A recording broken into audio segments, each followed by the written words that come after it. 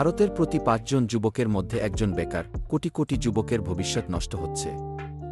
অথচ সরকার আর কর্পোরেট একে গিগ ইকোনমির নামে ঢেকে রাখছে। অ্যালোর রিপোর্ট বলছে, দুনিয়া জুড়ে ২৬২ মিলিয়ন যুবক নিট, মানে পড়াশোনা নেই, চাকরি নেই, ট্রেনিং নেই। গ্লোবাল যুব বেকারত্ব ১.২৬, যা প্রাপ্তবয়স্কদের থেকে ৩ গুণ বেশি। ভারতে জুলাই ২০২৫ আরবান যুব বেকারত্ব ১.৯, গ্রামে ১.৩। লাখ লাখ পড়াশোনা করা যুবক রাস্তায় নেমে প্রোটেস্ট করছে। অথচ ডেটা আড়াল করা হচ্ছে। এদিকে বলা হচ্ছে গিগ ইকোনমি নাকি ফ্লেক্সিবল সুযোগ। বাস্তবে ৮ মিলিয়নের বেশি গিগ ওয়ার্কার ঘণ্টায় ৫,০০,১০০ টাকা আয় করে, কোনো ইন্স্যুরেন্স নেই, কোনো সিকিউরিটি নেই। অ্যালগরিদম ঠিক করে কমিশন, আরেকটা অর্ডার ক্যান্সেল হলেই আয় কেটে যায়। হিউম্যান রাইটস ওয়াচ একে বলছে আধুনিক দাসত্ব।